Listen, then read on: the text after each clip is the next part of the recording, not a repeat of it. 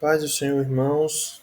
Hoje nós iremos estudar a lição de número 7, que tem como título Os Pensamentos, Arena de Batalha na Vida Cristã. Bem, a palavra-chave que define essa nossa lição é pensamentos. Mas o que significa pensamento? De acordo com o dicionário Michaelis, é uma ação peculiar do espírito. Em outras palavras, podemos dizer que pensamento nada mais é do que uma ação intelectual que possibilita a concepção, a constituição de ideias, reflexões, projeções e imaginações. Então, tudo isso surge, origina-se a partir daquilo que nós sentimos ou a partir da nossa experiência ou percepção de mundo. Então, é sobre isso que nós iremos estudar nessa lição, ou seja, sobre os pensamentos.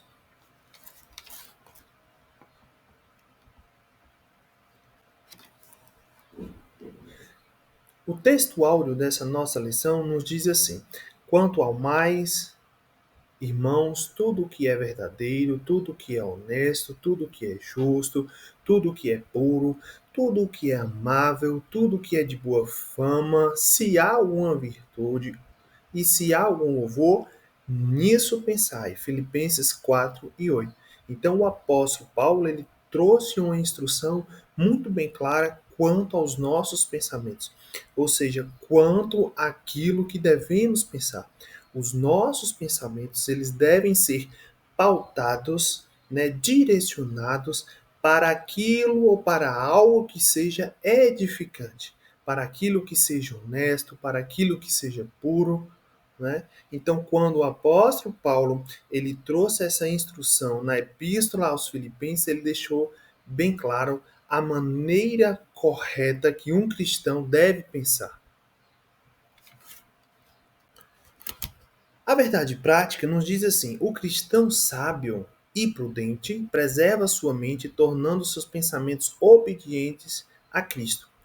Queridos e amados irmãos, inevitavelmente pensamentos ruins, pensamentos negativos, pensamentos impuros, eles surgem, vira mexe, surgem em nossas mentes.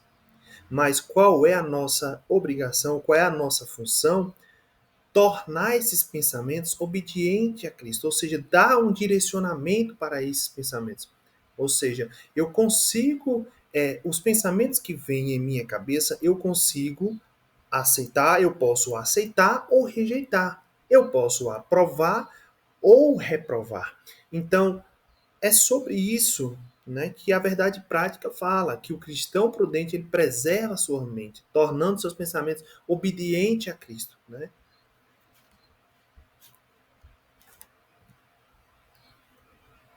O primeiro tópico da nossa lição nos diz assim, visão introdutória.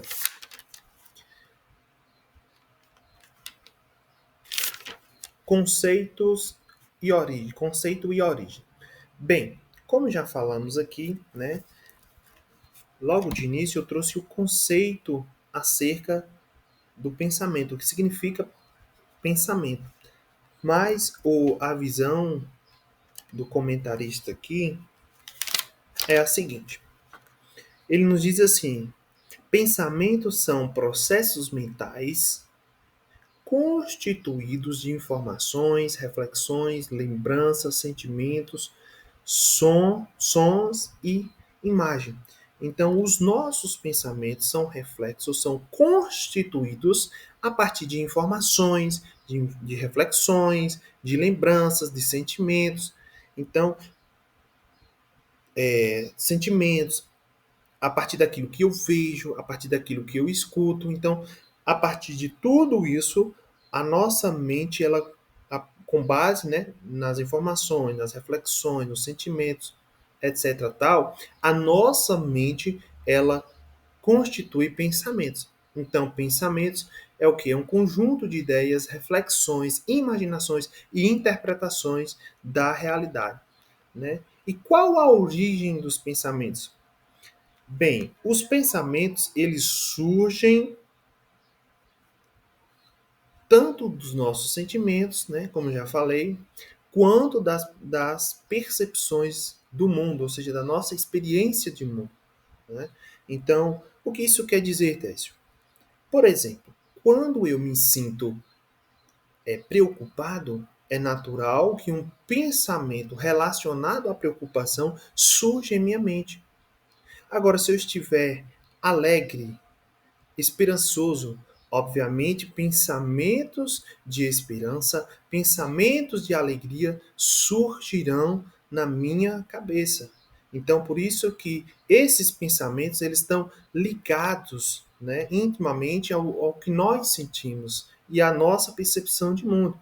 Então, o ser humano, né, ele a mente do ser humano ela possui algumas características, né? No caso, os pensamentos, existem algumas características dos pensamentos, e sobre isso nós veremos mais à frente. Então, recapitulando aqui, os pensamentos eles surgem a partir de sentimentos, de percepções do mundo. Então, por exemplo, eles surgem a partir de pensamentos, a partir de emoções como alegria, medo, preocupação, esperança, a partir de experiências e memórias. Então, a partir de uma recordação, a partir de uma lembrança, a minha mente constitui um pensamento. Através de influências espirituais, Romanos 8, do 5 ao 6, e a partir também da percepção do ambiente e do cotidiano. Mas, irmãos, qualquer que seja a origem dos pensamentos, cabe ao ser humano aceitá-los ou rejeitá-los, aprovando-os ou reprovando-os. Como disse Martinho Lutero, não podemos impedir que os pássaros voem sobre as nossas cabeças, mas podemos impedir que eles façam ninhos sobre elas. Então, pensamentos ruins, pensamentos negativos surgirão, inevitavelmente virão sobre nós, sobre a nossa mente, mas cabe a nós controlá-los, ou seja, impedir ou bloquear que esses pensamentos continuem se expandindo sobre nós, sobre a nossa mente, sobre o nosso cérebro, né? Então, se eu não coibir esse pensamento, vai de algo pequeno surge-se algo grande, né? Então, a minha função, a minha incumbência é controlar esse pensamento, coibir esse pensamento, impedir que ele se prolifere ou se dissemine na minha mente.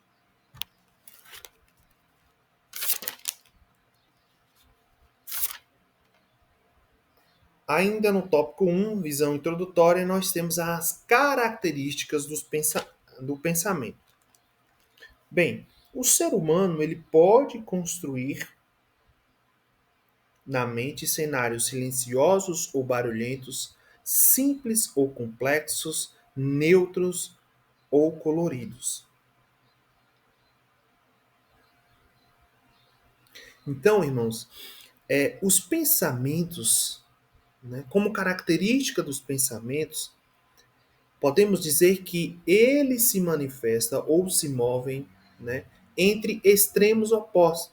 Então, os pensamentos eles podem ser bons ou maus, puros ou impuros, justos ou injustos, edificantes ou destrutivos. Pode ser também calmos ou turbulentos, né? Então o pensamento ele se manifesta, né, entre extremos opostos. E a mente ela cria a partir de conteúdos que obtém por meio por meio dos órgãos dos sentidos, como os olhos, ouvido, a boca, as mãos, o nariz. Então, os pensamentos, eles também são constituídos a partir dos órgãos sensoriais ou também, né, dos cinco sentidos. Então, a partir daquilo que eu vejo, a partir daquilo que eu escuto, a partir daquilo que eu falo, a partir daquilo que eu toco, a partir daquilo que eu sinto o cheiro, tudo isso, né, são elementos capazes de modelar ou de constituir pensamentos sobre mim. Então, no tópico 2, nós vamos falar sobre a gestão dos pensamentos.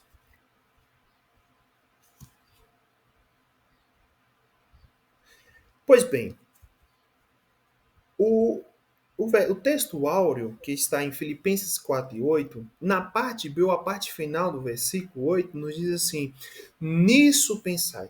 Perceba que esse termo aqui, ou esse verbo pensar, ele está no imperativo, né? Revelando, portanto, que pensar é uma conduta ativa e não passiva, ou seja, ela é uma ação ativa e não uma ação automática. E o que isso significa? Isso significa, irmãos, que o cristão ele deve escolher o que pensa, né? Quando o apóstolo Paulo ele trouxe essa instrução, ele nos disse o quê? É verdadeiro, é honesto, é justo, é puro, é amável, é de boa fama, tem virtude, tem louvor, nisso pensai. Agora, se não tem todas essas características que eu acabei de citar, né, no versículo 8 do capítulo 4, nisso não pensai. Ou seja, eu posso escolher o que eu vou pensar ou deixar de pensar. Inevitavelmente ele vem. Agora eu controlo esse pensamento. Ou seja, eu posso continuar pensando, alimentando esse pensamento e fazer com que ele cresça dentro da minha cabeça. Agora eu posso também repreendê-lo e focar, gastar as minhas energias focando em algo que traz edificação, gastando as minhas energias com aquilo que pode me trazer paz, alegria, amor, generosidade, né? Então, a responsabilidade moral e espiritual sobre o conteúdo mental, né? Então, a mente ela precisa ser vigiada, dirigida e nutrida. Então, perceba que quando o comentarista colocou os pensamentos à arena de batalha, quando a gente fala de arena de batalha, nós estamos falando de um local ou de um ambiente de guerra, de luta. Só que quando a gente direciona para os pensamentos, nós estamos falando de quê? De uma luta, de uma guerra interna, de uma guerra espiritual contra os pensamentos ruins que sobrevêm sobre nós. Então, essa luta, essa guerra, ela é justamente para combater, para coibir a ação de pensamentos negativos. E o que a gente observa também é que uma das características virtuosas ou primordiais de um soldado é aquele soldado que ele é atento, né? Que ele está sempre vigilante. O soldado que está atento e vigilante, ele fica sob alerta. Ele fica sob estado de alerta, pronto para atacar, pronto para defender, e bem assim devemos fazer na nossa mente. Quando o pensamento ruim, quando o pensamento impuro ou negativo vier sobre a nossa mente, nós precisamos estar atentos para agir e para impedir a proliferação, a disseminação desse pensamento na nossa cabeça. Então, entra também a questão da gestão dos pensamentos. E o que significa essa gestão dos pensamentos? Significa filtrar o que entra, né? Então, eu preciso saber se o que entra, né, é algo positivo, é algo edificante, é algo que glorifica a Deus. Se não for, eu devo rejeitar, né? Aquilo que contamina, eu rejeito, né? Então a gente precisa alimentar na nossa mente o que edifica. Então, direcionar a nossa mente para o alto, pensar nas coisas dos céus. E isso reflete um estudo sobre a palavra, uma oração, né, um louvor, tudo aquilo que traz edificação, tudo aquilo que, né, promove edificação, eu devo focar, direcionar os meus pensamentos para aquilo que vem do alto. Ou seja, pensar nas coisas que são de cima e não nas coisas que são da terra.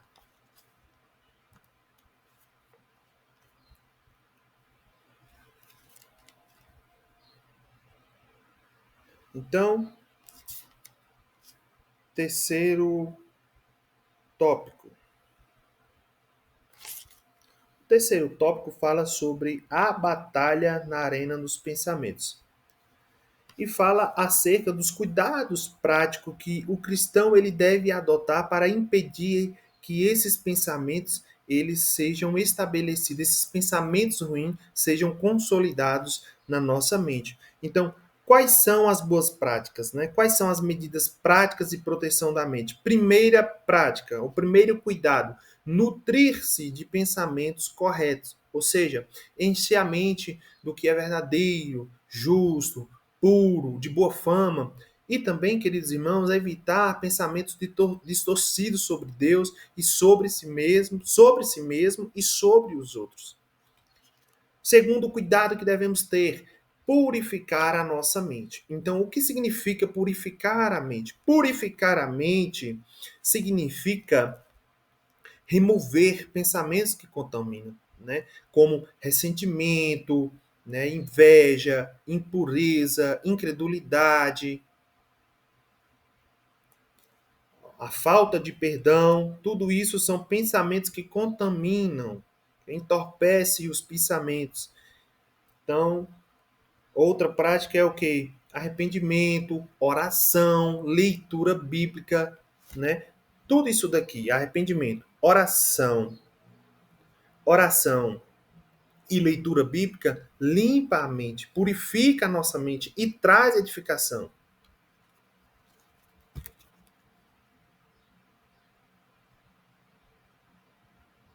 Então, irmãos, o exercício intelectual da leitura, da reflexão e da memorização do texto bíblico, ele nos prepara, ele nos fortalece, ele faz um processo de limpeza em nossa mente, né? E nos torna mais aptos espiritualmente para enfrentar os nossos dias. Então é por isso que muitos estudiosos, eles recomendam que nós tenhamos esse compromisso de leitura diária logo de início, logo pela manhã, né? Para que o nosso dia ele possa começar bem, para que o nosso dia possa começar, né, esplêndido e com uma mente limpa, pura e voltada para a obediência ao Senhor nosso Deus. Outro cuidado, terceiro cuidado, limpar-se da intoxicação mental. Então, o que é que nós precisamos fazer? Evitar ambientes, conteúdos, conversas, influências que alimentam ansiedade, medo, pecado ou confusão espiritual. Então, esse excesso de informações, e aí principalmente atribuindo-se às redes sociais, né? Principalmente quando se fala de redes sociais, como Instagram, Facebook, TikTok, vídeos curtos do YouTube. Então, tudo isso que produz fadiga, exaustão e ansiedade, a gente deve se livrar-se, controlar-se, né? Ter o equilíbrio com relação ao uso das redes sociais. O quarto cuidado prático que devemos ter, focar no que edifica. Então, o direcionamento da nossa mente. Devemos direcionar a mente para conteúdos que constroem a fé, a palavra, louvores, comunhão, propósito e esperança, né?